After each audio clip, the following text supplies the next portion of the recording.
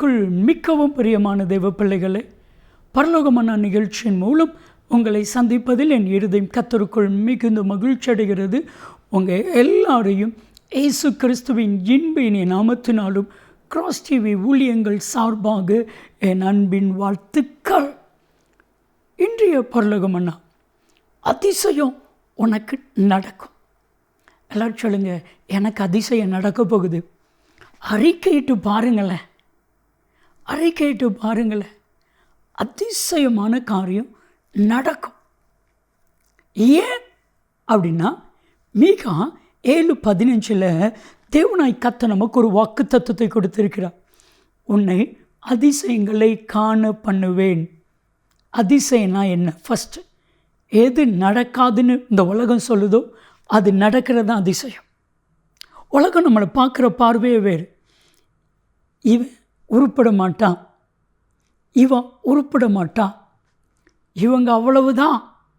என் அன்பு தெய்வ பிள்ளைகளே, உலகம் அப்படி உங்களை சொல்லிச்சுன்னா, உலகம் உங்களை அப்படி பார்த்துச்சுன்னா, உலகத்துக்கு முன்னாடி கர்த்தர் உங்களை அதிசயமாய் நடத்த போகிறார்.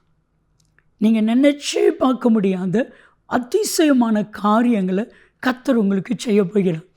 ஆண்டவரிடத்தில் எதிர்பாருங்க, அதிசயமான காரியம் நடக்கணும். எதிர்பாருங்க, சொல்லுங்க, எனக்கு அதிசயம் நடக்க போகுது.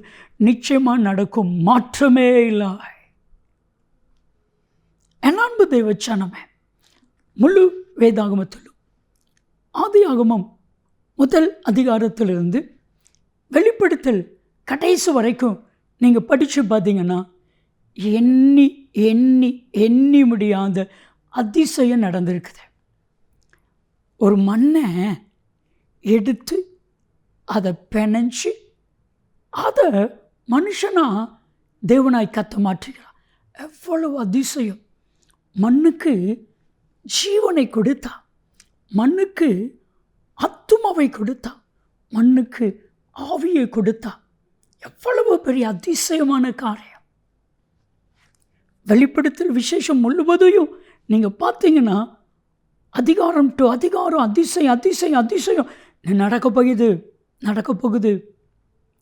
என் அன்பு தெய்வ பிள்ளைகளே, உங்கள் வாழ்க்கையிலையும் அதிசயத்தை காண்பீர்கள்.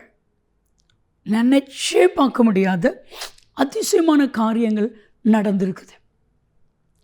வானத்திலேருந்து மன்னா, தேனில் சுட்ட பணியாரம்.